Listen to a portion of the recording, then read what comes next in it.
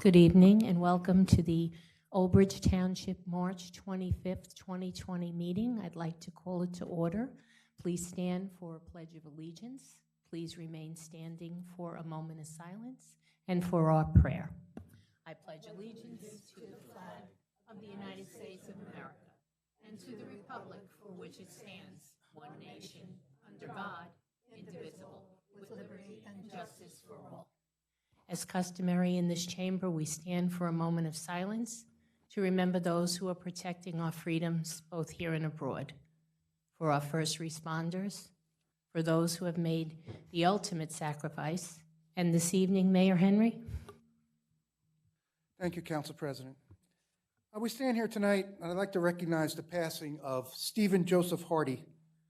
Steve was a former Old Bridge resident, a former classmate of mine, a former teammate, and a friend. Steve was well known in both Cedar Ridge and Madison Central at the time, and anyone who went to high school at those times would know of Steve. As we stand here tonight, I would request that we break from tradition and not reflect with the moment of silence. You see, Steve lived his whole life in silence. He was deaf and had limited verbal communication. Steve's life was cut short, but not before he accomplished so much and helped so many. Despite his disability, Steve was a silver medalist for the U.S. Deaf Olympic team. Steve got his master's degree in education and for the last 12 years was a college professor at the University of Florida. So tonight I ask that we give Steve a standing ovation and a clap and show him our affection as we mourn his passing and that we have him and his family in our prayers. So please, if you please give Steve a round of applause. Thanks, Steve. Thank you. Thank you, and we'd also like to remember the officers who lost their lives this week as well. So a moment of silence, please.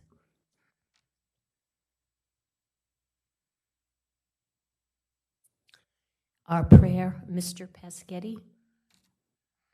O Lord, bless thy servants in the ministry of public affairs who serve thee in this chamber. Give us quiet minds and hearts that we may hear your voice. Help us to know when to speak, when to be silent. Give us strength to oppose the wrong and uphold the right. And grant that we have a good conscience and soul at peace with thee and with one another. Amen. Amen. Thank you. Please be seated.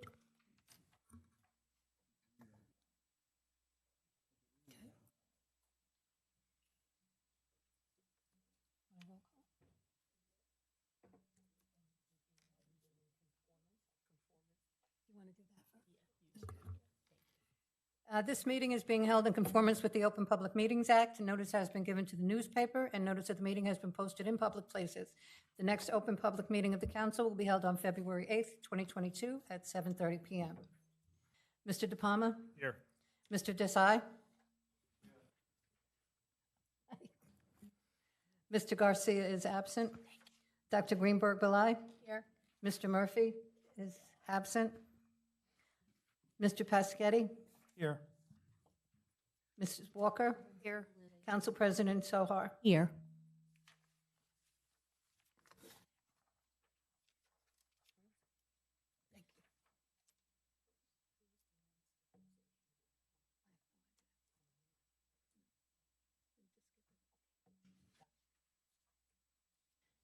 Okay, thank you.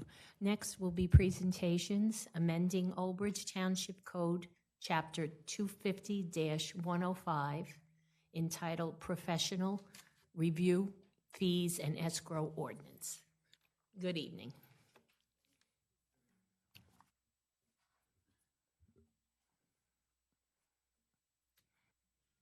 Okay,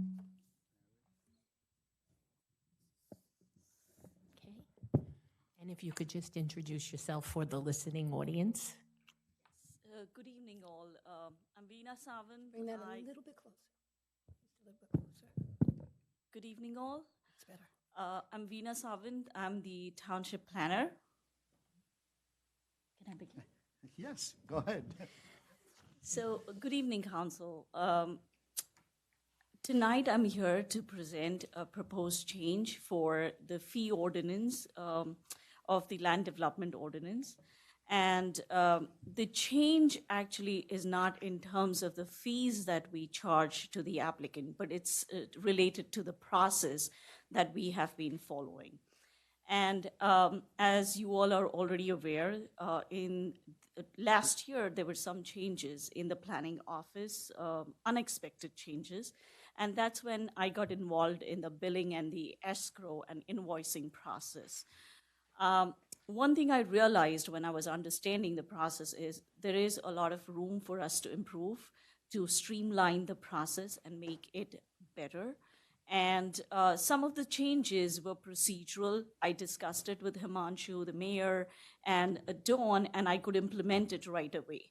But this was one change that is a change in the ordinance. And one of the section of the ordinance, the fee ordinance, requires that when a planning board, zoning board application is deficient on escrow, then I have to go back to the planning board and the zoning board and furnish them with the fees that are desired for replenishing those accounts, and then get a resolution approved. Once the resolution is approved, then I ask the developer to put in the fees.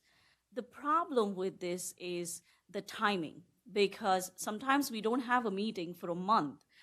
Sometimes a meeting is canceled. So then I have to hold on and wait till the resolution is approved. Now, one thing I also noticed, and which did not require me to come back to the council, was that the planning staff did not really stop working on these projects. We continued working on the projects. We scheduled them for a public hearing. Once the application was approved, we had a signed resolution. We used to hold on to that resolution as security till the developer submits the additional escrow. But the glitch was that is that we are assuming an application would be approved. What if an application is denied? It really doesn't stop somebody from walking away and not paying us. So we did some changes in the program itself. Now there is a threshold set.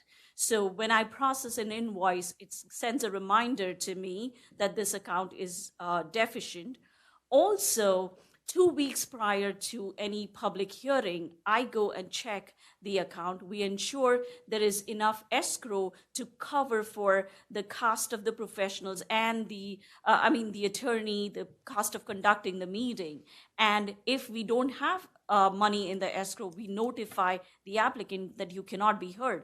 But even then, I cannot ask him to put in the money. I still have to wait for the planning board and the zoning board to pass that resolution. After speaking to our township attorney, our business administrator, CFO, we came up with a solution that it would be best to authorize the CFO and the administrative officer to issue a letter instead of going to the board. It is not a usual practice. It's not common in other municipalities. So we could eliminate that and just streamline the whole process. It makes it easier for me to process these invoices, because sometimes the consultant invoices are sitting at my desk for over a month, and I'm just holding on because there is no money in the account. So at the next meeting, I would like to come back with an ordinance change for first reading, and I would request the council approve it. Thank you so much. Does anyone from council have a question? Council President, I think it's important that everybody to understand that escrow procedure under the statute is permitted, but there are legal ways to handle the escrow procedure. There are timing limitation, and process currently is not going to allow us to do the business in timely fashion. Since Veena has arrived as a planner for the township, we're bringing to the council's attention about streamlining a number of process, eliminating some of the process that makes everybody's life easy to get an approval. And this is one of those where sometimes applicants has to wait for a long period of time. It's not really necessary. It's an administrative function. It's really a bookkeeping function that we should be managing it. And so that's the reason that we're asking you to change the ordinance. And I can tell you that I think throughout the year, you'll see more additional process change that we're going to be requesting coming to the council for additional changes to continue to streamline our operation.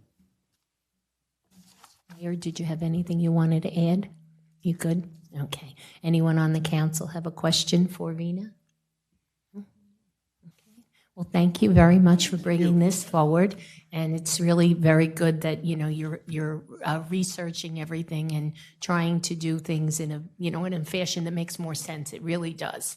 And thank you for all the time you put in. Thank you very much. Thank you.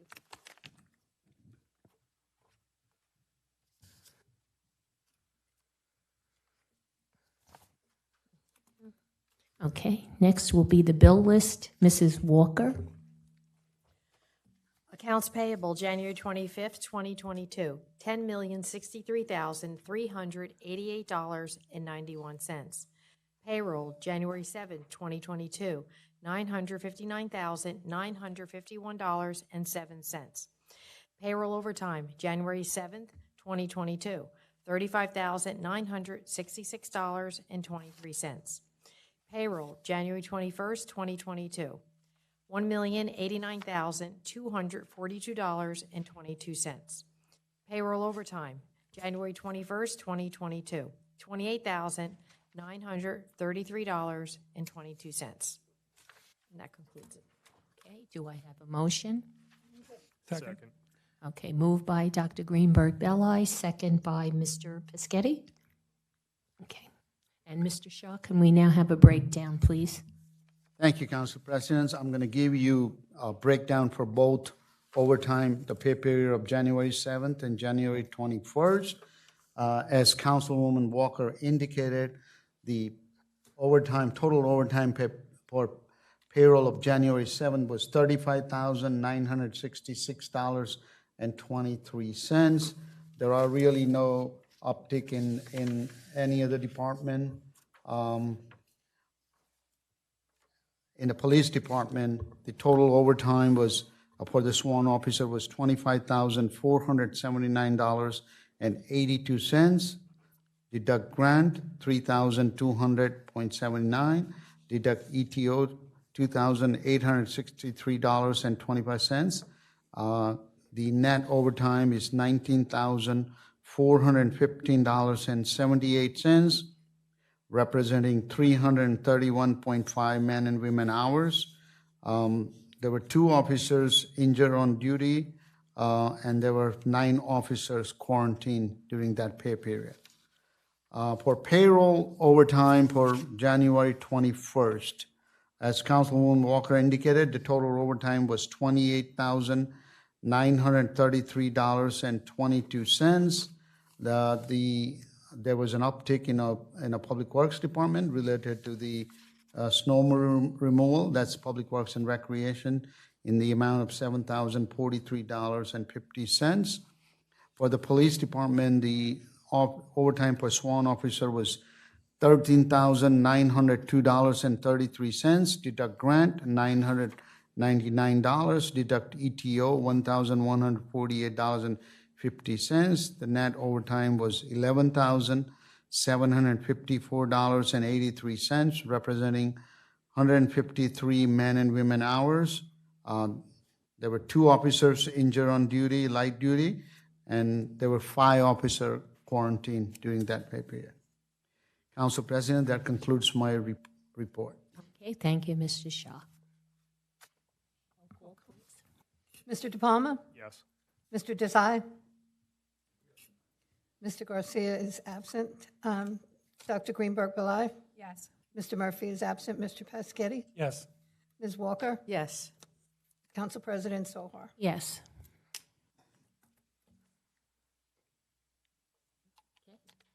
All right, next will be public hearing ordinances for second reading.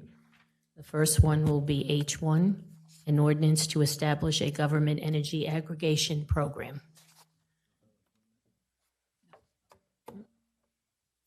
Do I have a motion?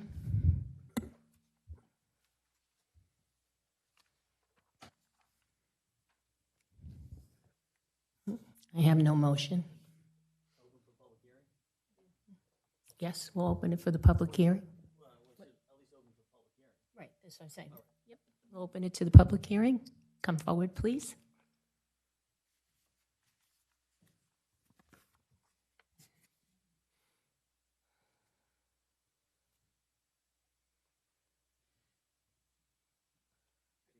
Good evening.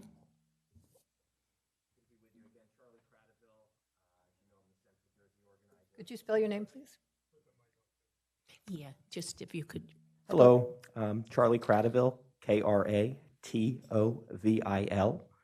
and I'm the Central Jersey organizer for Food and Water Watch. I want to thank everyone who helped this ordinance get to this point, including the clerk's office, township attorney, especially all the great people who worked so hard to collect more than 1,500 signatures in support of this legislation. Simply put, this ordinance would put Old Bridge on the path to 100% renewable energy. This would be done in a responsible approach under state enabling legislation that allows townships like Old Bridge to purchase energy on behalf of their residents and leverage the buying power of the community to get the best price possible in order to transition to cleaner, renewable sources of energy that won't pollute our air and water. Energy suppliers would bid on the contract, and the bidder who offers the best price on clean energy would become the supplier. Benefits for consumers include a fixed rate for their electricity that would last the duration of the contract, as well as the cost savings that come from buying in bulk, just like when you go to Costco or a place like that. If everyone is teaming up to purchase the energy, you get a better price on it. And crucially, participants are free to opt in or out of the program at any time. So this would be just one more additional option for your residents to be able to choose cleaner energy. And I'll point out that this proposal is coming before you at a time when we are at a major decision point with the climate crisis. We're seeing more extreme weather damaging our economy and literally killing people. The superstorm that we saw in September took the lives of more than 30 New Jersey residents. Climate change is, of course, threatening coastal communities, especially like Old Bridge. And this also comes at a time when the fossil fuel industry has plans to expand and pollute more in our areas. For instance, the Williams compressor station that is proposed for an expansion at 55 Manzo Boulevard right here in Old Bridge. And there's also plans to expand the Woodbridge power plant on the Raritan River waterfront not far from here that would make it the biggest climate polluter in the state if approved. Old Bridge has a chance tonight to send a message that we need to change. We cannot continue to get our energy from methods and sources that pollute our air and water, and we need to protect the next generation, and communities like Old Bridge can be at the forefront of this. I did want to ask the council if you're planning to adopt this tonight. Will you be lending your support to this and passing this into law?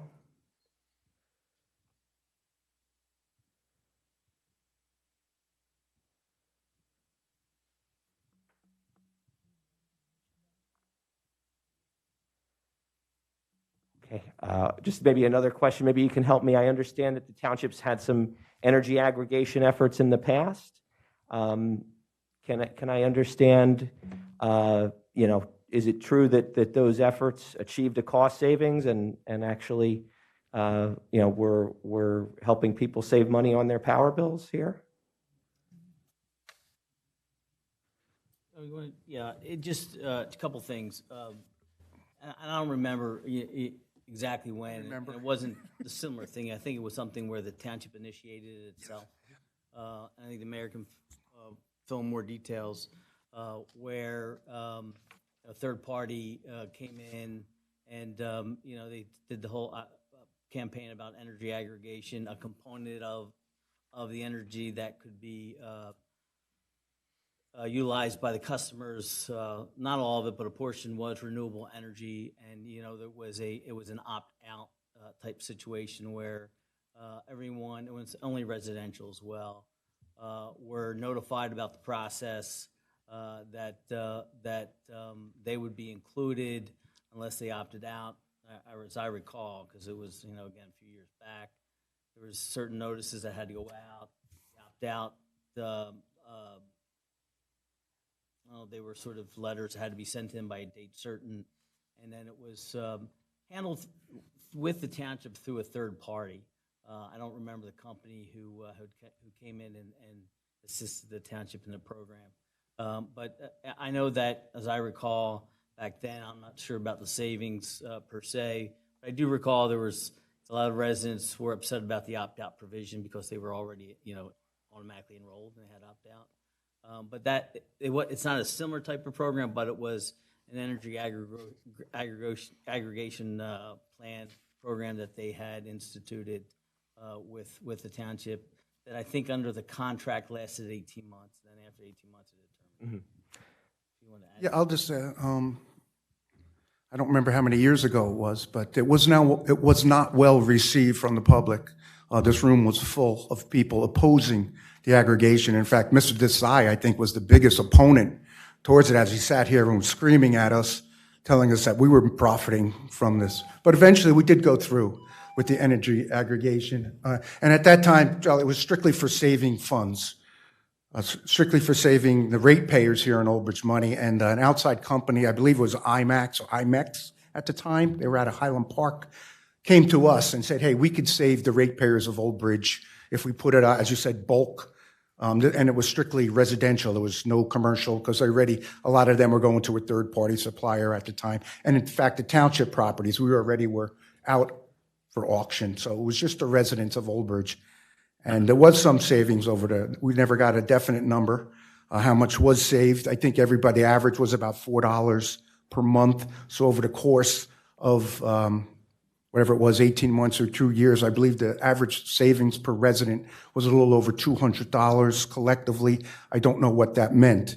But tonight, the aggregation program you bring in tonight is for clean energy, not strictly saving money. I did a little research, and currently in New Jersey, the governor has implemented some mandates, and they are shooting for 35% clean energy throughout the entire state by 2025, which is right around the corner, and 50% of clean energy throughout the entire state by 2030. Some of the utility companies have fought back on this around the country, stating that the technology just does not exist to meet these mandates. They just don't have the technology. Hasn't been invented yet, or it doesn't, to achieve these numbers that the president and the governor are coming up with. As you know, here in Old Bridge, we have Jersey Central Power and Light as our distribution company, and our generator, for the most part, anyone who's not in a third party gets energy from, is it First Union, our generating company? I think it's First Union, who own Jersey Central and additional other. First Energy is our generating provider now. And what I found was that in Old Bridge, everyone has the ability to pick their energy provider right now, currently. And I believe it's called the Energy Choice Program, where everyone in this room, including everyone in Old Bridge, could go and get their energy from another provider, as opposed to they're not handcuffed to the energy company that we have now. And I went online and I looked, and I saw there's a couple of companies that do offer 100% energy as this ordinance right now as we speak today. And I believe the one that covering Old Bridge is Inspire. I don't know that much about the company, Inspire, and they offer 100% green energy, and anyone in Old Bridge could sign up for that currently. And their rate as of today was 11.69 cents per megawatt. Is that what they charge her? I don't know what the billing is. But that's about 2 cents higher than the average Old Bridge resident is paying right now. So I don't know if we could group all the buying power of Old Bridge and actually achieve what we're trying to achieve for green energy and a cost savings. I don't know if both those go hand in hand. So I don't know if that can be achieved. But anyone now in Old Bridge has the ability, if they so choose, to go to 100% green energy, they can. But keep in mind, the same energy you're getting tomorrow is the same energy you were getting today. They don't run a separate wire to your house. It's just a matter of feeding the grid. One less, I guess, as these providers feed the grid, the energy, as you said, the numbers come down. And the more 100% energy or higher percent of clean energy that feed the grid, the better off we're all going to be. And I agree with you 100%. We need to do something. But I don't know if the residents of Old Bridge want to be told who to get their power from. They didn't want that a number of years ago. As I said, it wasn't well received. And I still get people that complain about what we did. Anytime government tells you what to do and who to do it with, some people have pushback on that. So the options are there now. Anyone who wants to do 100%, I signed up. I'm going to see if I'm going to do it, but I have to see. But I'm not a big energy consumption. But I can't see telling a business, non-residential, who uses a lot of energy, that they're going to be paying more now for their energy costs. And I don't know if we can guarantee a lower price. I don't know that much. Excuse me. I'm not knowledgeable. So that's my only comments, Council. Residents of Old Bridge, if you want to go 100% green, you can go. That's all I have, Council. Thank you.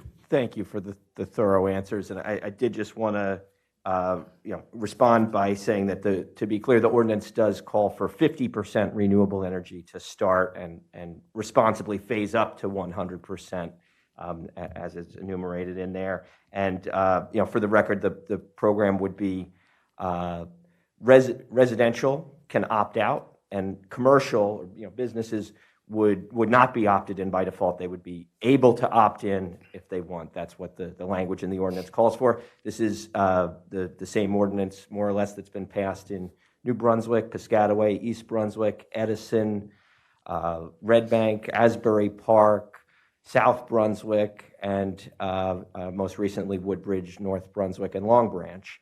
And so, we think that this is a good model for what local governments can do to help accelerate that transition, because we really need it, especially here in a densely populated coastal community. And hope that you will do the right thing tonight and listen to the 1,500 residents who did express their support for this and pass this into law.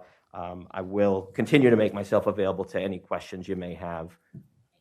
Thank you very much. Just for the record, I just want to appreciate Charlie's providing information and responding to inquiries I had as well.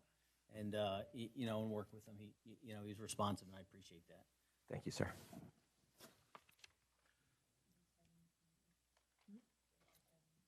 Mr. Mayor has mentioned my name during this conversation, and I agree, Mr. Mayor, I was opposing that. And ultimately, that's what happened.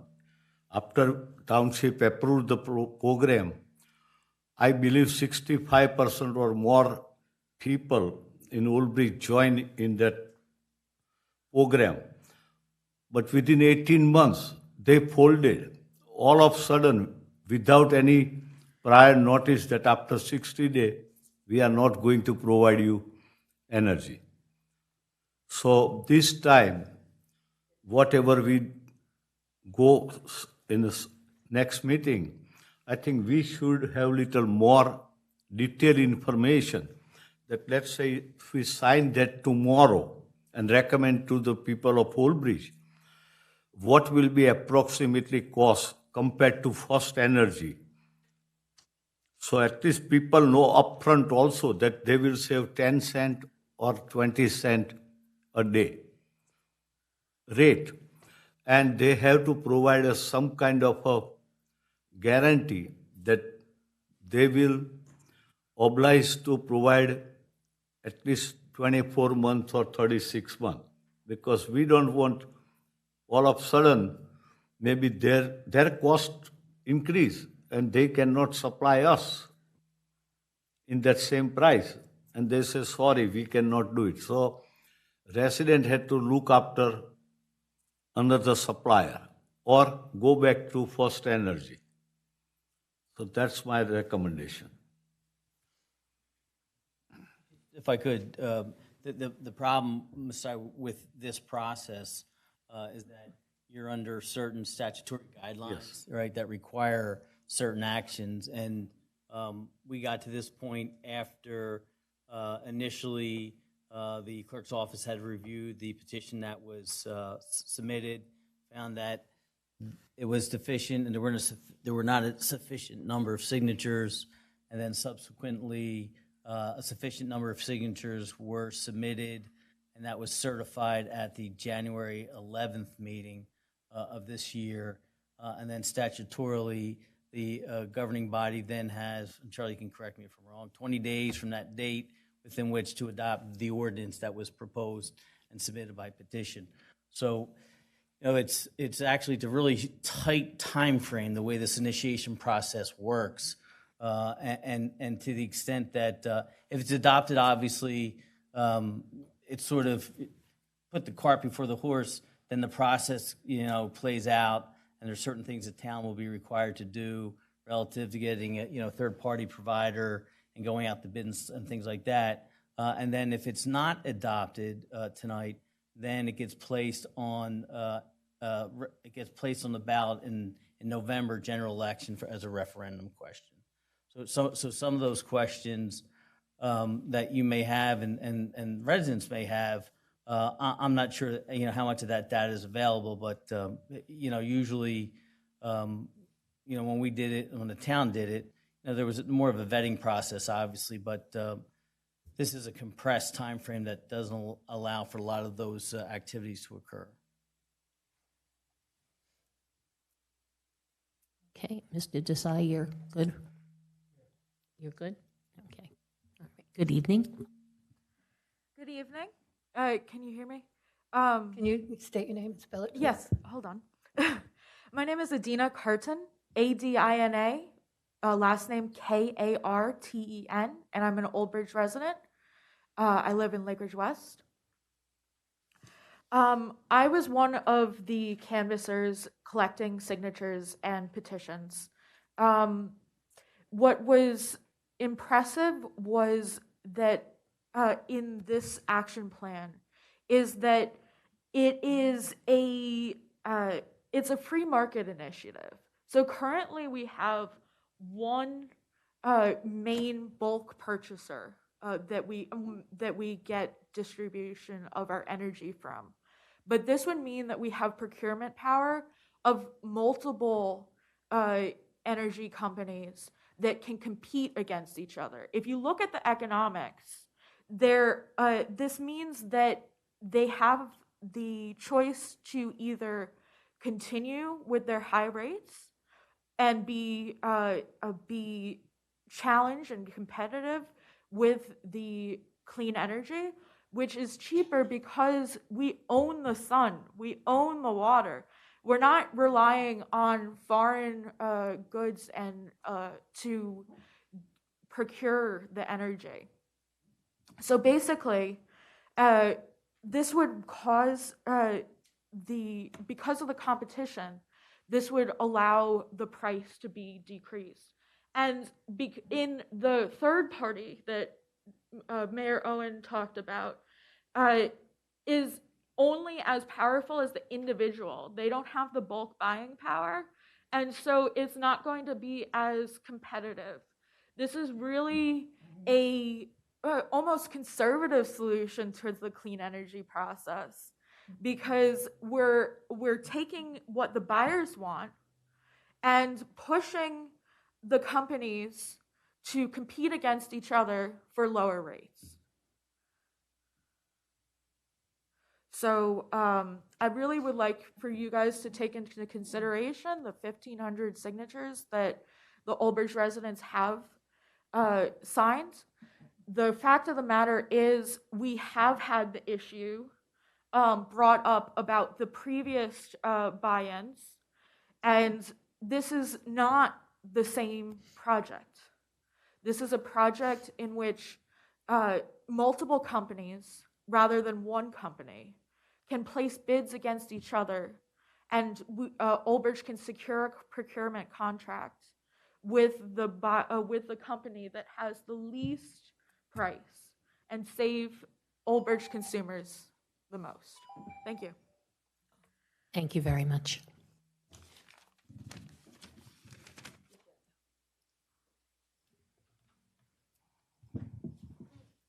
Good evening.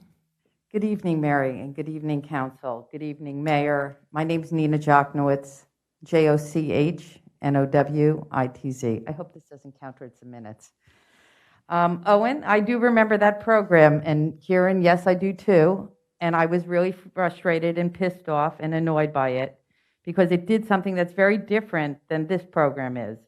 This program is actually using the township and your negotiating power to negotiate a good price, a reasonable price, not an overage price, not an excessive price, not more money, but less money for the community, so that we will have we'll have a buying power. Because when we go, when we go to buy oil, when you go to buy oil, you call up your oil company. It says it's ridiculous amount of money, and then you call around and you're like, hey, this company's 40 cents cheaper, or even $1.50 cheaper. This is the same kind of thing, except that we're using, the buying power of the town and the 70,000 residents. That's who you're negotiating for. Well, no. Before it was a little bit different. It went from a different route. Well, anyway, listen. I'm sorry. I wanted to say that I support this. I walked around and I met a lot of residents that are very excited by this. There was a time when we paid top dollars for organic food. Now we pay the same price as regular food in the supermarket. Clean energy is the same. 5 years ago, when it was a flop in this town, it has been very successful, as Charlie spoke about, in a lot of other towns. And here in Old Bridge, we could really run with this and show the county, the whole county, which I know that you guys like to do that, to show them we're in the forefront of clean energy. Many parts of the government have failed to address the climate crisis. Here, though, we can have our local leaders, you folks, to step up and enact these smart policies like the Community Energy Aggregate Program. Let's make Old Bridge a leader in this, okay? Let's consider that. Let's consider that we can learn from our failures previously and be successful this time. Other towns across New Jersey, such as the 7 towns that were mentioned by Charlie, all have locked into the sustainable Essex alignment and all have implemented similar programs, and they're reducing their carbon footprint, and they're reducing the amount of money individuals are paying. And the things that we would be saving in, we might be willing to, because I know last year came up and it was voted down, bulk garbage pickup, which I know every town member wants. With the money savings from this, people would not mind the difference that they might be paying in taxes for bulk garbage pickup. I know that you're confused by that, Mary. But there was a discussion at one point. Excuse me, I don't appreciate that comment. There was no need for you to comment about my confusion or lack of confusion. I apologize. That's not right. You're out of bounds. Mary, Ms. Sohor, I wasn't trying to judge you. I thought you didn't understand what I was coming from, so I was going to reiterate what I meant. So I wasn't being disrespectful to you. I looked at your expression. So anyway, this is something this town needs. This is something that every ward signed onto. And I'm sure that you guys, everybody in the town will appreciate it. I know we can do an amazing job getting this running in this town. You guys are really smart, and we can do it. We can do it right this time. So thank you. And I'm sorry, Ms. Sohor. I'm sorry. I wasn't wasn't a judgment. Anyway, thank you guys. And I look forward to you guys adopting this. Very good. Thank you. Is there anyone else who would like to be heard on this topic? Good evening.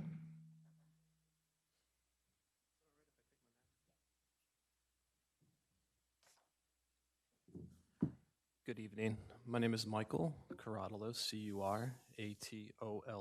I'm sorry, C? C-U-R-A-T-O-L-O.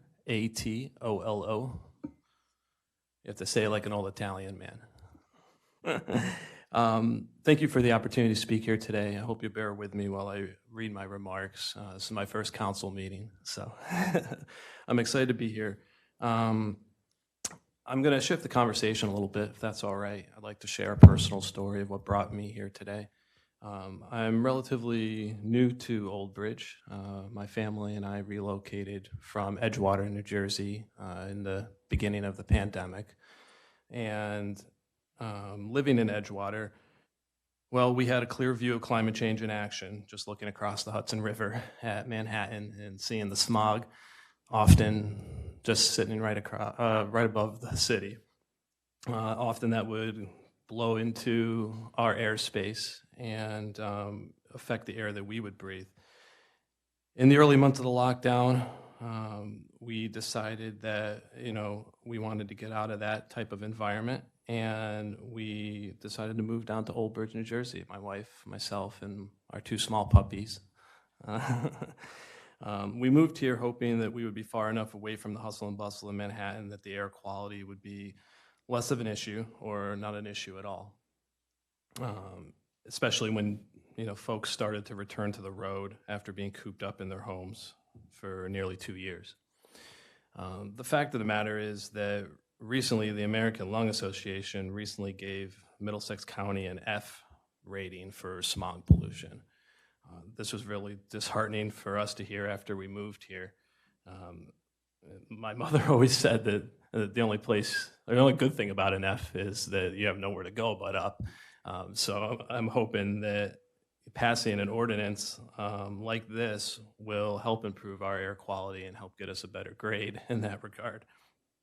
But after settling into our new home in Old Bridge, my family and I began to assess how we could minimize our own carbon footprint.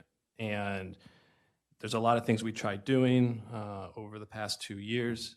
We tried increasing our recycling.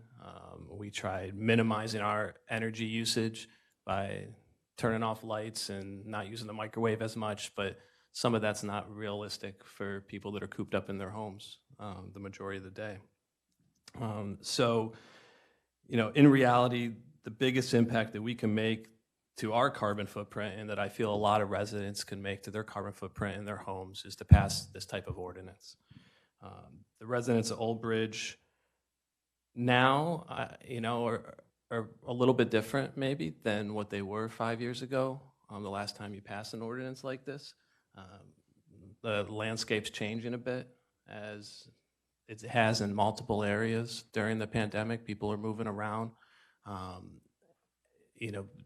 When we were petitioning for this ordinance, we did hear some concerns about what had happened before, but at the same time, there's a lot of excitement about trying something new.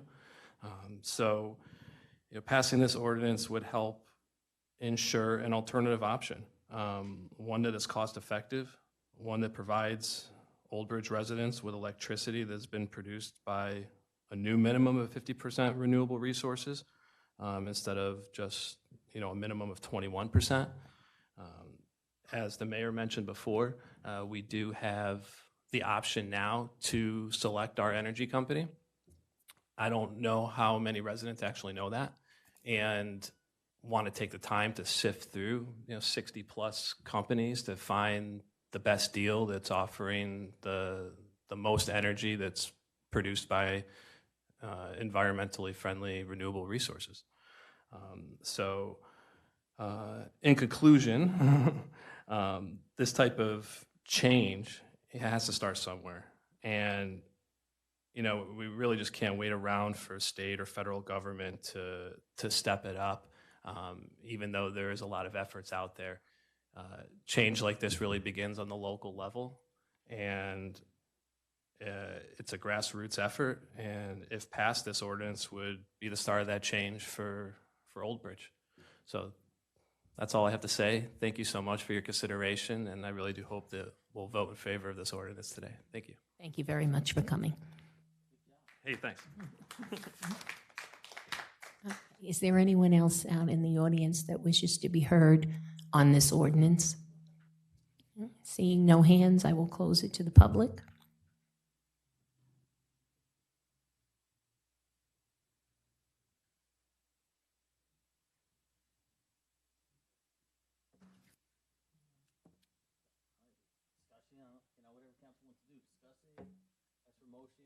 Does anyone have any comments or questions from the council? No? Okay. Does anyone wish to make a motion? To adopt, yes, to adopt.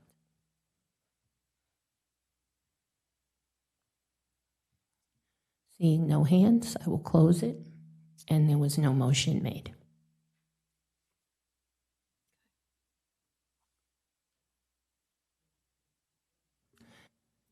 So now, Mr. In fact, there Rizzo. was no motion for adoption, then the motion fails, so it wasn't adopted. So it will then be placed on the ballot in November. Okay. And Charlie, as we get closer, I'll reach out to you, all right? Thank you. Okay, thank you very much. Next will be an ordinance fixing the salaries of certain officers and employees of the Township of Old Bridge for calendar year 2022, 23, and 24. Do I have a motion? Move it. Moved by Mrs. Walker, second by Dr. Greenberg Belli. We'll open it up to the public. Anyone in the public wish to be heard on this ordinance? Seeing no hands, we'll close it to the public. Go to council. Anyone, council? Okay, then call the roll, please. Mr. De Palma? Yes. Mr. Desai? Yes. Mr. Garcia is absent. Dr. Greenberg Belli? Yes. Mr. Murphy is absent. Mr. Paschetti? Yes. Ms. Walker? Yes. Council President Sohar? Yes. Okay, next will be our consent Thank agenda. you, council member, for your support to the department heads and employees. Okay, and next will be consent agenda. I'd like to take a motion in a second and then offer separations to the council. Move it. Second. Okay, moved by Mrs. Walker, second by Mr. De Palma, and now can you please ask for separations from the council? If anyone wants to do a separation alphabetically. Oh, I have to ask. Yes. Mr. De Palma? No, thank you. Mr. Desai? Yes.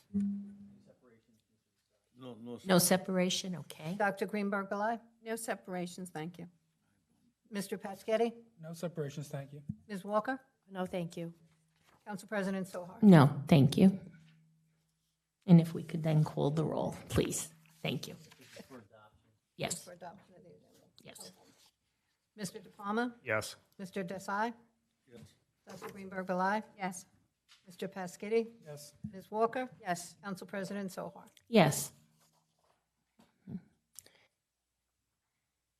Next will be ordinance for first reading, FR1, ordinance designating handicap parking on street. Do we have the street? Yes, it's 229 Hillcrest. Okay, The police have reviewed it, and we received approval from them. okay. So 229, you said Hillcrest? Okay. All right. Would anyone like to make a motion? Move it. Second. Okay. Moved by Dr. Greenberg Belli, second by Mrs. Walker? Okay. Roll call. Please, thank you. Mr. De Palma? Yes. Mr. Desai? Yes. Dr. Greenberg Belli? Mr. Paschetti? Yes. Ms. Walker? Yes. Council President Sohar? Yes. Next will be report of the Township Clerk. Do we have one this evening? Okay, thank you. Township Attorney? Nothing to report, Madam President. Okay, and Administrative Report, Mr. Shah. Thank you, Council Presidents. Administrative report for January 25th, 2022. Item number 1, 2022 Community Development Block Grant Program Annual Action Plan. The Township of Old Bridge will hold a public hearing to discuss and consider the Township's Community Development Block Grant 2022 Annual Action Plan. The Community Development Block Grant allocation for fiscal year 2022 is estimated to be $259,589. A virtual public hearing will be held on February 17th at 2 p.m. Please visit oldbridge.com/project for virtual meeting information. Item number 2, County Road 516 drainage improvements. Middlesex County has begun drainage improvement on County Route 516 between Garb Road and White Oaks Lane on Monday, January 10th. The work will continue to take place, weather permitting, between hours of 7 a.m. to 3:30 p.m. each day. It is expected this work will take 6 months to complete. New traffic pattern will be implemented for this work, and a two-way traffic will always be provided during construction. Please direct any questions to Lima Charlie Construction Office at 833-242-2427. Attention, Steve Amos, Project Manager, or the Middlesex County Engineering Department at 732-745-3283. Council member, just so you know, this is a county project, not the township project. Item number 3, 2021 CDBG road reconstruction. Road reconstruction on Care Lane and Marlborough Road will be scheduled for spring 2022. Construction includes milling, resurfacing, pavement striping, and markings, replacement of inlet grates and head pieces, and the construction of ADA compliant curb ramps. Item number 4, first quarter tax payment. The Township Division of Tax Collection will be open Monday through Friday between hours of 8 a.m. and 5 p.m. during the first quarter tax collection period. They will also be open between 9 a.m. and 1 p.m. on Saturday, February 5th, and from 8 a.m. to 7 p.m. on Thursday, February 10th. This is the last day to pay tax without interest or penalties. Payment received after February 10th will accrue interest back to the statutory due date of February 1st. The office accepts payments in person at drop box located near the front door of Thomas J. English Administration Building, by mail, online through our website, and by signing up for automatic withdrawals. So there are a number of ways you can pay taxes to the township. For additional information, residents should contact the Division of Tax Collection at 732-721-5600, extension 2999. Item number 5, Old Bridge Police. 5 of the new police officers started the Cape May Police Academy today, January 25th, 2022. They were sworn in at the last meeting, and they are at the academy, and they'll be back on the road as soon as they graduate from the academy. Item number 6, Christmas tree pickup, January 2022. We will conclude Christmas tree pickup this week in Ward 1, 2, and 3, and the week of January 31st in Ward 4, 5, and 6. Please visit oldbridge.com/recycling for details. Item number 7, curbside recycling delays. The Middlesex County Improvement Authority has asked us to alert residents that curbside recycling may be delayed for a foreseeable future. Their workforce has been severely impacted by COVID-19 and they are very short-staffed. Residents should keep their recyclables at the curb for a few days after their scheduled pickup days. We thank everyone for their patience. Item number 8, COVID-19 testing update. Old Bridge Township is continuing to offer multiple testing site options for COVID-19. Old Bridge High School drive-through testing occurs every Wednesday from 4 p.m. to 7 p.m. and every Saturday from 9 a.m. to 1 p.m. Lawrence Harbor Police Substation off Route 35 North offers testing every Sunday from 10 a.m. to 3 p.m. and every Wednesday from 2 p.m. to 7 p.m. Veterans Parks on Englishtown Road is the newest site managed by the Middlesex County, where prior registration is required to get tested. There is also walk-in COVID testing available at Purity Diagnostic on Route 34, Excel Urgent Care on Route 516, and Texas Roadhouse Pharmacy on Route 527. We encourage anyone who has been exposed to the virus or showing symptoms to take advantage of this convenient location and locations offering services. For most current information and additional detail, please visit oldbridge.com/COVID testing. Council, I just want to alert the council member and the public that The testing, I think need has been considerably down. This week, we only had about 40 people out there for testing. But while that's a good thing, we have less people infected, which is a good thing. But at some point, some of those sites will not be in operation if they don't get enough people to come testing. But I also want to alert that the Purity Diagnostic, Excel Urgent Care, Route on 516, Texas Road Pharmacy on Route 527, they will continue. There are local business in town, facilities in town that will continue offering the testing. So we do encourage them to use those sites. We have done everything we can to make it convenient and easy for residents to go site located on a municipal offered sites. But I think at some point, end of January, sometimes middle of February, those sites will come to end, just like we did that in 2020 when not many people were getting tested anymore. So that concludes my report, Council President. Okay, thank you, Mr. Shaw. Does any council person have a question? Mr. Desai? Mr. Shah and Mayor, I just have one recommendation. You mentioned Purity Diagnostic, which is right behind my home. Saturday, Sunday, because they don't require the appointment. You can just walk in. So Saturday, Sunday, there's too many people. Right now, if you go tomorrow, 7 a.m., 8 a.m., nobody's there. But Saturday, Sunday morning is always busy. So my recommendation that we should direct our police department that at least make couple of round there to control if there is too many. On Saturday and Sunday morning only. Our police department is on alert. I think even now, for last couple of weeks, and for whatever reason in our town, the lines are down almost none. That's what I'm But saying. our police department is on alert. They have been routinely going around those sites. So, Okay, Thank you. very good. Mr. De Palma? Mr. Shaw, so this is really for the administrative report. So Council President Soher and I were discussing. I know there's always a desire for bulk pickup. Can we please look to engage the county this year, please?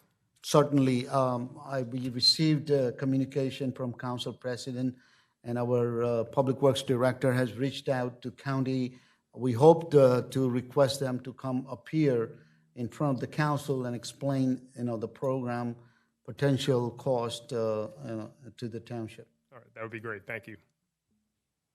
Okay, does anyone else have a comment or a question for?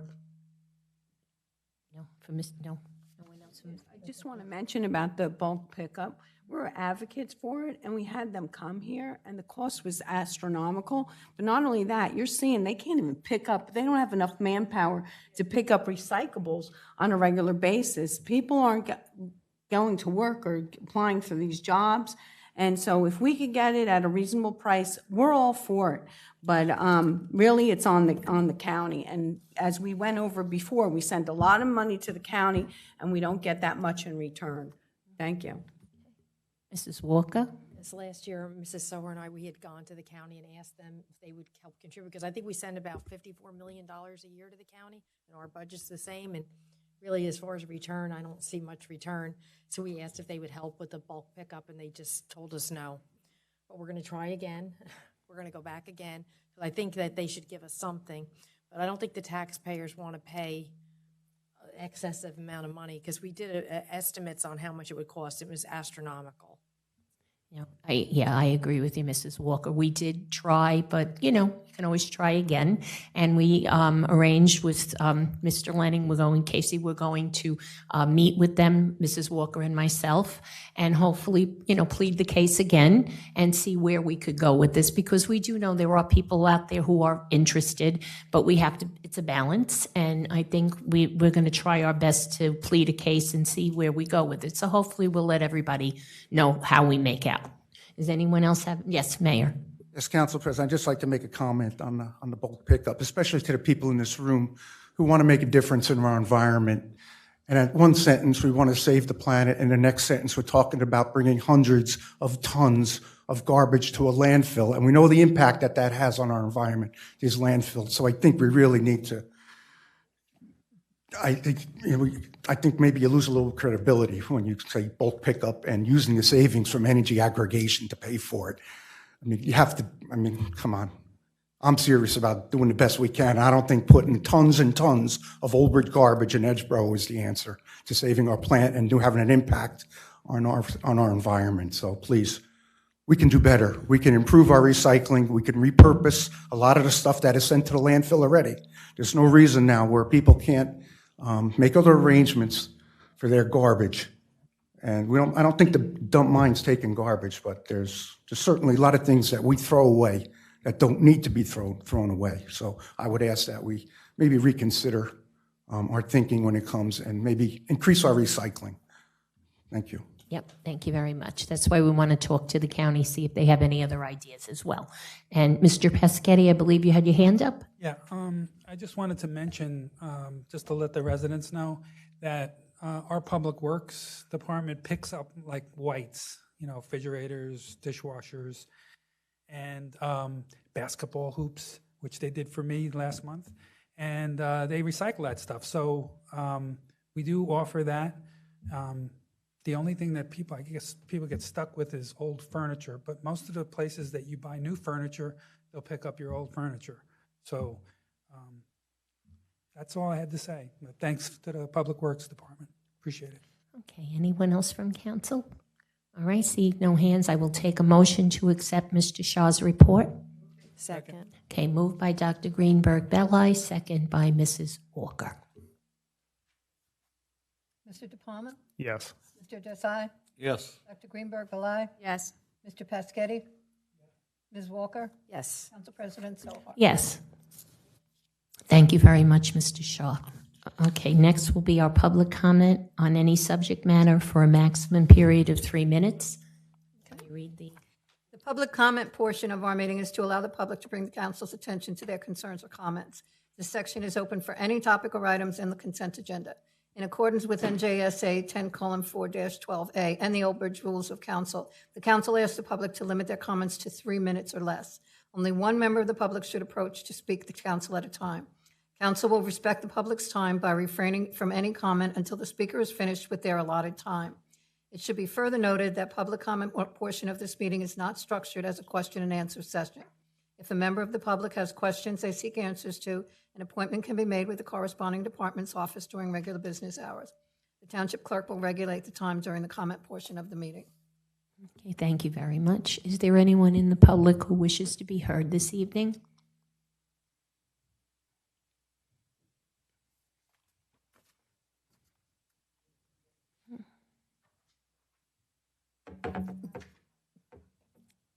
Good evening. Name is Desmond Sullivan, resident of Kerr Lane, over by the Cheesequake section of Old Bridge. Representing some of my neighbors here tonight. This is not a complaint because I have a lot of respect and appreciation of law enforcement. But there's a perception, and it could be incorrect, but I believe we're correct, that there seems to be an increase in break-ins, and an increase in potential car thefts happening in the Old Bridge area of late. We've seen on our, everyone has the Ring doorbell and the video camera now. And we see people pulling up in the middle of the night. I don't know if I'm doing the microphone right. See people pulling up in the middle of the night, circling around the block, trying car doors, things like that. There's been an increase in that. So obviously, it goes without saying, we're very concerned.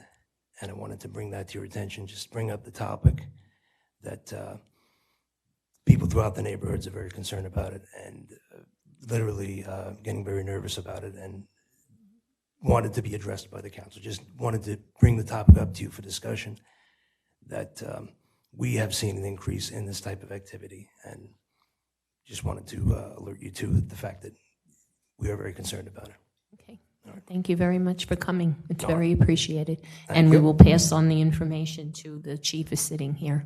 Okay. Okay, so Thank you. you're welcome. You have a good evening. Is there anyone else who would like to be heard?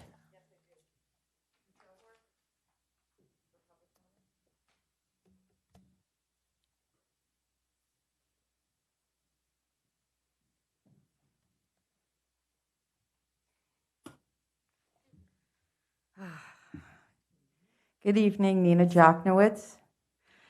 First, I want to thank the clerk because I think this is our last meeting we have you. You've been fabulous. I know you've had a lot of things you've had to do, and you've been great.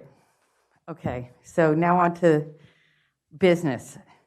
This week marks 2 years since the start of the first case of COVID in the United States and across our borders and in here in New Jersey.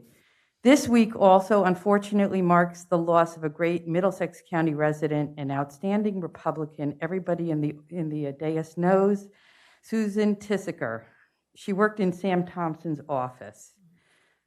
I'm sure it was an oversight. She worked there for more than 20 years. In the start of COVID, I worked with her, getting many residents to connect in his office during the time that everybody couldn't leave their homes.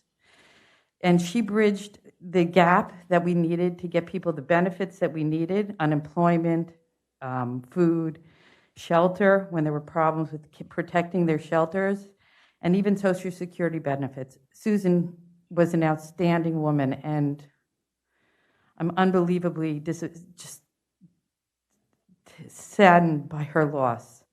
She really was a tsunami. Sam's office is never going to be the same. Susan and the entire Thompson office has been outstanding for our community for a long time. And she was also on the committee for the Board of Elections here in Middlesex County. She was the chairman of the Women's Republican Party in Middlesex County. I'm asking this board tonight a favor. I know that you guys are going to gulp on this one. And moving forward, in order to stop the negativity about masks and even about vaccines, to stop the infections and to honor Susan's legacy, for every victim who's died here of COVID or is suffering from post-COVID syndrome. And I know that you all find it cumbersome to wear a mask. I do too. I'm asking you to consider wearing a mask, at least during the time that you're not speaking. And I know that you guys, you listen to us a lot, so we appreciate it. But in the future, can you consider wearing a mask? If you want to, I have masks with me, my little pink bag over here. And for all the residents in respect of the community, the entire community, we would appreciate it. COVID is a horrible thing, as everybody knows. Kieran was talking about the testing. Eric has brought it up just about every meeting for the last 6 months. Everybody has talked about it. There are people on the council who have suffered from it. We are asking you guys to step it up and show the community you're better for all of us. Thank you. Is there anyone else in the public who wishes to be heard?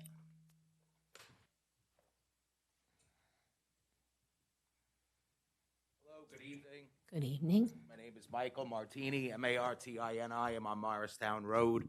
We have a serious problem on Morristown Road. Again, I don't know if anybody's aware of it, with excessive speeding. It's like a drag strip.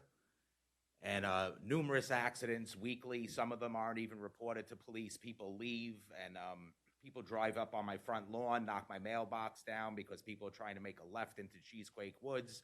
So they drive up on my lawn, they run the mailbox over, and it's just out of control all hours of the night. It's a drag strip. It's literally a drag strip. I'm not looking to get anybody in trouble or talk bad about anyone, but I see a lot of patrol cars sitting in an empty parking lot behind Quick Check every night on my way home from work, just sitting in the middle of a vacant parking lot when they could be sitting on Cheesequake Road, Morristown Road. You know, if you're going to sit and just watch things, sit on the main road there and watch what goes on. Maybe people will stop. They'll say, you never know when this guy's here. There's always a cop car sitting over on Carroll Lane, across the street, Cheesequake Woods. Just let your presence be known, and maybe these kids will stop. They go around the school bus. There was an accident 2 weeks ago in front of my house, and the cop almost got ran over. that was trying to direct traffic at night, that he punched the side of the guy's car and called it in to have the guy arrested for trying to run him over. That's how bad it is. They have it's a raceway. That's it. Well, no, thank you very Maybe much. somebody could just sit No, there. yeah, no, we'll make your, definitely. Thank you very much. Council President, the chief has just stepped out. to Yes, I meet was with other just gonna- gentlemen. Yeah. Maybe Mr. Martinez can meet with him outside the door. He's right outside the chamber, okay? Did you want to speak?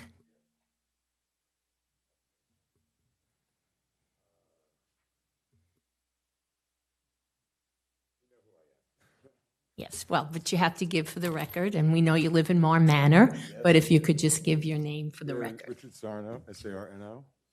And there's a big problem with drugs in this area. I don't know if you're aware of that. You should be aware of that. 7-Eleven, Jersey Pride, Mare Manor. They sit in our parking lot and they do drugs there. They sell drugs there. I don't know if you're aware of that. And the cops sit up in the hospital parking lot by the big parking lot where the surgery center is. And I've seen it. We've seen unusual cars. We're private property. We don't have any security there. So what can be done about that?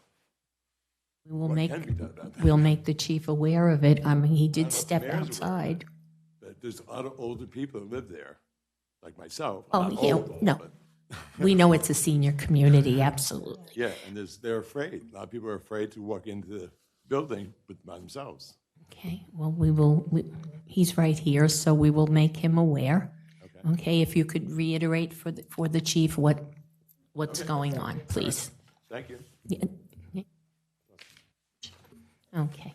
Is there anyone else that wishes to speak?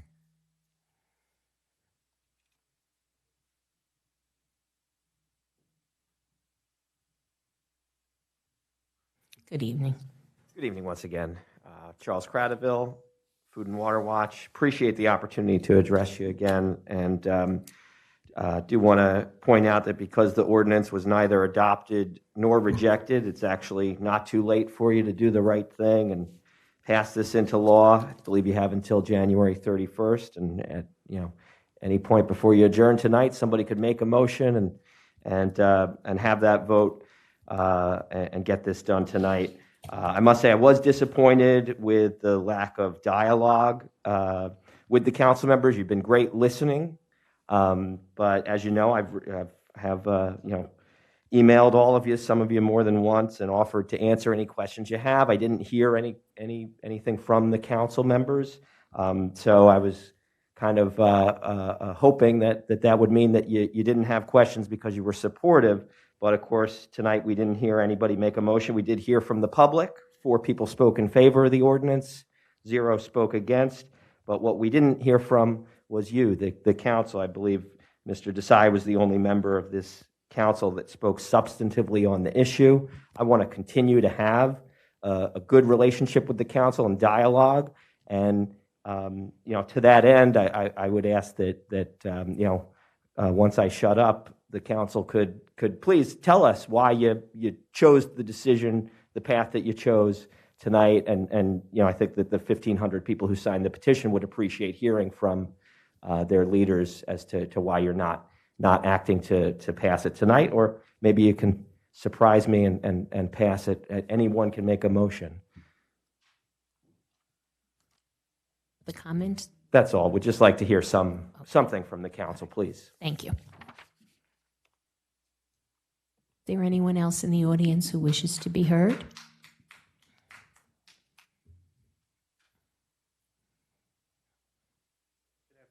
Good evening. Good afternoon. My name is Gerard Tarantino, and I also live at Curleen. A few of our residents that live in our neighborhood. Yes, Gerard Tarantino. Tarantino, T-A-R-A. She wanted to make sure for the record. I live at Curleen, and there are a few of my neighbors here tonight, and we were discussing, obviously, the thefts and stuff like that had happened. The neighbor, the development across from us, there was a home invasion. I spoke to them about it. It's cheesequake. And it's really concerning. I mean, there's a lot of other topics we could talk about. I know that I was told that there is no chief, that he hasn't been appointed yet. We do have the auxiliary, we have seconds, the people that have been to the academy that can carry. At the end of the day, they're supposed to hand in their gun, and then there's active duty. During the day, if there's any possibility to utilize those people, since they're driving around, and we were saying that we'd like somebody at the corner, possibly going in, seeing what, how do we can use our resources to have these cars there. I spend a lot of time, and I take care of my neighbors. I make sure that everyone's safe. We all speak to each other and try to resolve whatever we can to help each other. And I don't think that it's not that the police officers aren't doing their job. It's that maybe there's not enough of them.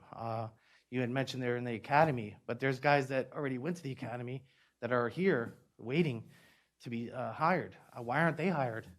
That's a little, I'm not sure how that happens, but I know that you said that they're going to be graduating soon. All I just want to know is there a possibility for any officers to spend a little bit more time closer to the parkway?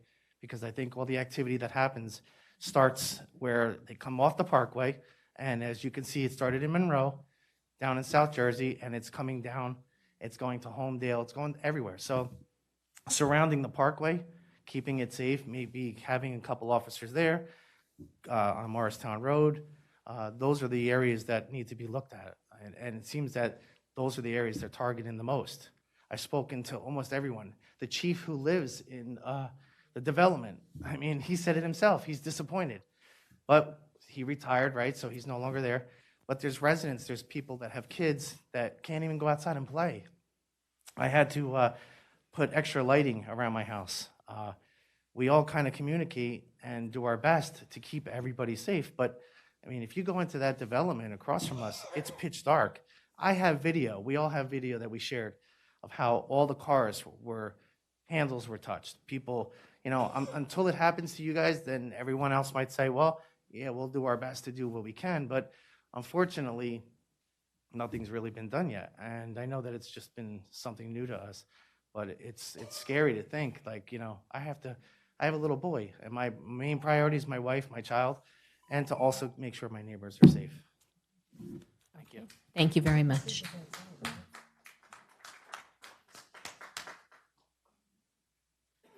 Is there anyone else from the public who wishes to be heard? Seeing no hands, then I will close the public portion and we'll go to council comments.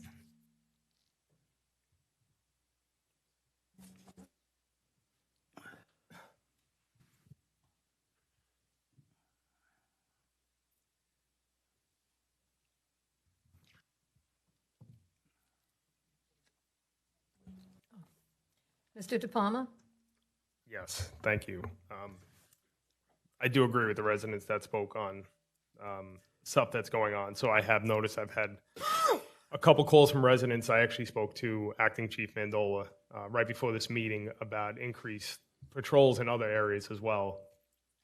So we are hearing you, and we will have further discussions with Acting Chief Mandola to see what we could do in getting patrols in the areas that are potentially targeted. Because I have seen news articles, whether it's, especially the ones that are outside of Old Bridge, it seems that they're tracking the Route 9 corridor potentially and the Parkway corridor as well because of the ease of getting away. So we do hear you. We will be following up with the chief. Okay, that's my promise to you guys. You're welcome. Mr. Desai? No, I have a couple more things going on. I'm sorry. It's all right, Maureen, don't worry. So there are a couple of potential storms this week. Just everyone stay safe. Please check on your neighbors, especially those who potentially might need help shoveling themselves out if they cannot do so. Also, we had a couple folks come up, throughout the time talking to us about the raceway on Morristown Road, amongst other roadways. Please slow down. I know I'm a broken record. I'm going to say it every meeting, as I said. Slow down. There's no reason to speed. Stay safe. Don't put yourself or anyone else in danger.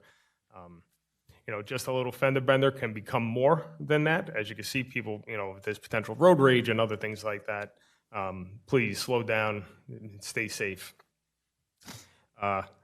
Also, Maureen, thank you very much for your time here. We appreciate you coming in as we are waiting our new clerk to come in and sitting in. We appreciate all your time. Thank you.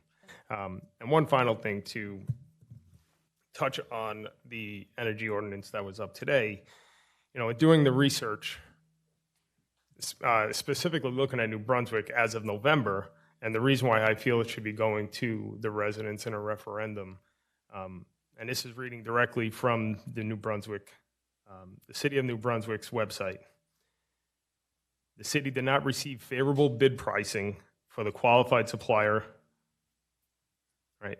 Then their utility consultants advises that the energy market continues to climb higher, and there's no indication that a decline will take place. Now, as we look at energy, as we look at whether it's renewable energy or the current energy that we're looking at, I think our residents should have a choice, and I believe that choice should be made in November, and that referendum will decide whether or not our residents choose to go in this direction or not. You know, we should not be dictating whether or not our residents want this or they do not. They should have that choice, and that choice will come at the referendum. Thank you. Mr. Desai, any comments? Yes.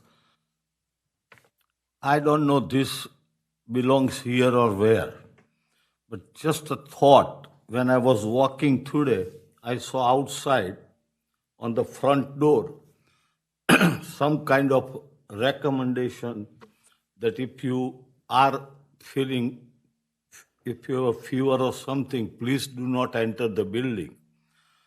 So based on same, I think I talked to Mr. Shah the other day.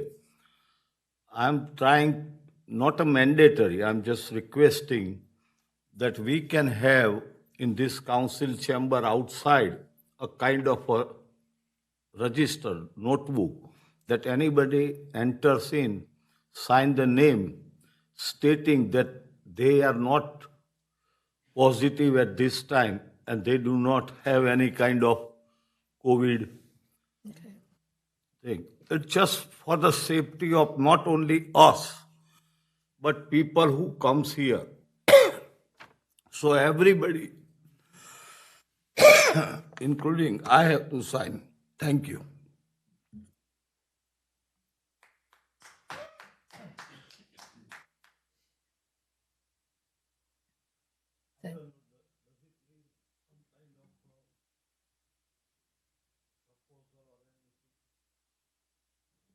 Well, my concern would be, well, it seems the rest of the government doesn't have any concern about HIPAA violations, that requiring a person to tell what their, what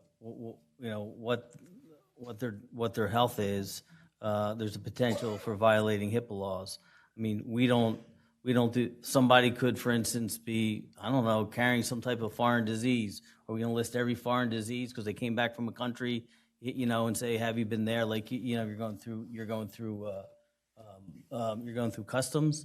You know, when you start picking and choosing, especially as a municipality, when you start doing that type of segregation, you know, there are a lot of concerns, and first and foremost is the fact that there's potential HIPAA violations, and I think as a municipality, as a governing body, we should respect that.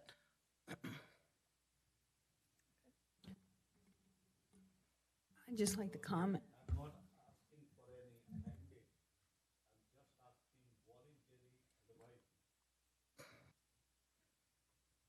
Yeah, well, certainly if somebody wants to volunteer, do it, but it still begs a question. If anybody's sick, they should be home. I don't know, to me, it's just common sense. And counsel, the device at the front door also detects temperature, so you will be warned if your temperature is above the normal range, and you should leave if you have a high temperature. And I believe it does send a message that they recommend you put a mask on.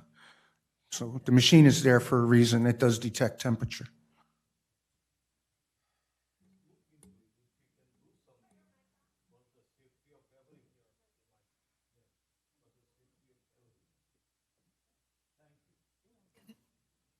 Dr. Greenberg, alive? Okay, I would just like to comment about that. First of all, how do you know people are putting the right name down? Are we going to have someone there checking their name cross-referencing with their license and everything. I mean, we know what people do, but there's a lot of common sense that wasn't common in this. Like you said, if you're sick, you have a fever, you stay home, you isolate yourself, you don't put yourself and others at risk. As far as people making comments all the time about who's wearing a mask and not a mask and what type of mask and what's a mask, you know, there's a lot of protocols from the beginning that, you know, people didn't adhere to. And the problem is when you wear a mask, there's science that says unless everyone's wearing it at N95, you're not going to be protected. And so the whole thing is masks, even with everyone touching them, taking them off, reusing the mask. We got to be realistic. 2 years later, social distance. When we walk in here, we all wear a mask. When I'm up here, I take my mask off. I'm not 6 feet. I'm more than 6 feet away from the public. We take all precautions. I take science seriously, but you have to understand the science. And I take vaccines seriously. And I also take people's personal choice and these mandates. It's 2 years later. It is 2 years later. We have to be serious about this. Okay, so really what I wanted to talk about was safety is our primary priority in this town. This administration takes this very seriously. It is terrible what is happening to homes, cars, people in this town. It's a change, what's happening. And it's because criminals have become emboldened. Let's face it, that's how it is. They don't even have, the cops' hands are tied with a lot of things that they can do, and we can't talk here publicly what the police officers are doing because you're going to tell criminals what they're going to be doing. So I would say realistically that this administration, this police department, takes all of your concerns very seriously. We all have a right to live in a safe environment, and we all have a right to know that our homes are safe, that our cars are safe. Like anyone here, I don't think you have to worry that you're not going to go and hurt somebody else, go to their house.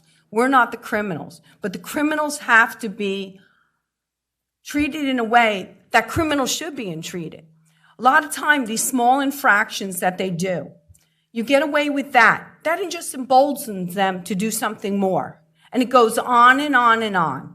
This bail reform, all these things that we talk. I mean, you turn on any television, that's all that you hear. That's not bail reform. That's appeasing criminals. Now, you have to be serious about these things. And so there has to be really some really sensible tactics that we do. And I'm glad to hear that everyone is watching out for their neighbors.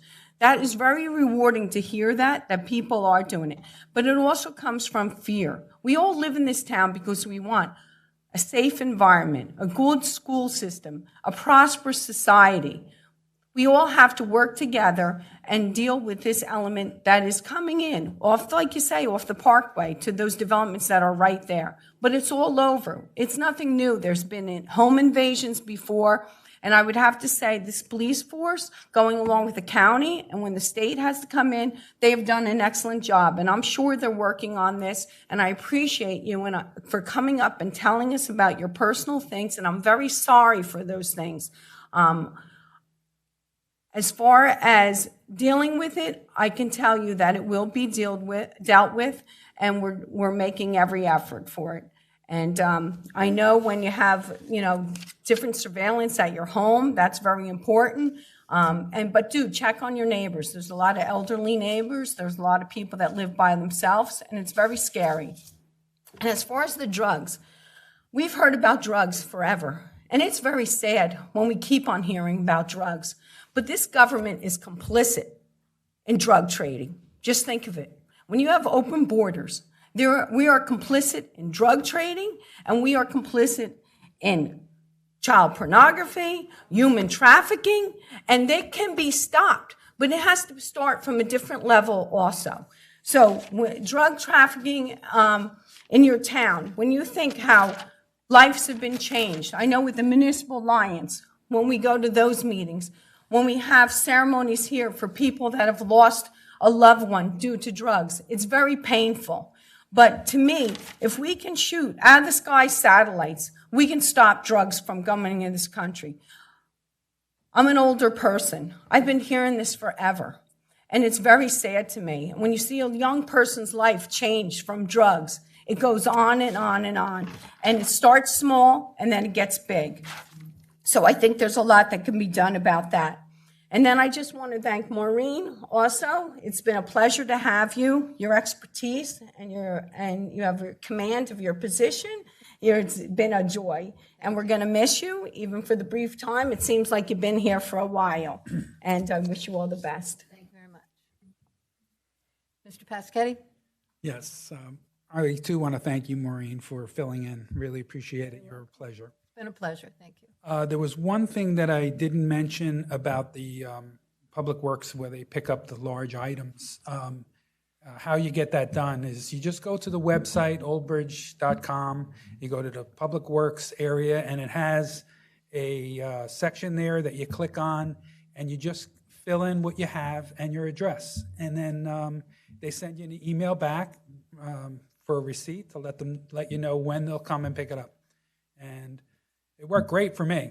I mean, I just did that, and they came and they picked up my the basketball hoop. So it was very nice. Thank you. Ms. Walker? Yes, I'd like to speak on the home invasions a little bit myself. I live very close to that area as well, and I saw it on my Ring doorbell. I know the police are very much aware of it. It's happened in many communities throughout the area. It's the same scenario, what they're doing at night. So I think the best thing to do is just make sure you don't keep your garage door opener in your car. Lock your car doors. Have your neighbors look out. I make a habit of always locking your door going from your garage to your laundry room or wherever your access is from your garage, which usually I think a lot of people, get used to not doing. If you have an alarm, make sure it's set. It's terrible that, we have to live like this, but a lot of times the police, their hands are tied from what the government enables them to do as far as chasing criminals and things like that. That's a problem. Also, I wanted to talk about the energy aggregation. I think that it should go out to the public and let them decide. I really think it's not for us to decide what the public gets their energy. I really think that the public needs to decide that for themselves. Also, I'd like to thank Maureen so much for filling in for us, and you stepped up for us, and we really appreciate it. Thank you so much.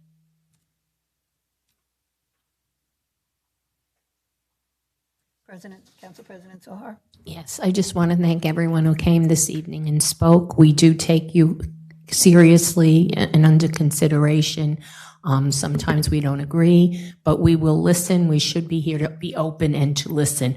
I also went to the site that Councilman De Palma went to, and I came about with pretty much the same conclusion. So I'm hoping that, it'll go to the referendum and the people will decide. I mean, this is something I think they need to really look into themselves and to make the decision. As far as all of this that was brought tonight is in terms of the speeding, the break-ins and all of that, it's very disturbing, and I do think that we have made a point here tonight that everyone came and spoke, that there's a need to see what's going on and, to be vigilant. And I think our police department will respond in kind. I think they do. And I think they are trying to get their arms around this as best they can. But I'm glad that people came out and let us know about what's going on in different developments. It is appreciated. Thank you very much. Okay, I'll ask for a motion to adjourn. Second. Moved by Dr. Greenberg-Belli, second by Mrs. Walker. Roll call or just Mr. De Palma? Yes. Mr. Desai? Dr. Greenberg-Belli? Yes. Mr. Paschetti? Yes. Ms. Walker? Yes. Council President Zohar? Yes.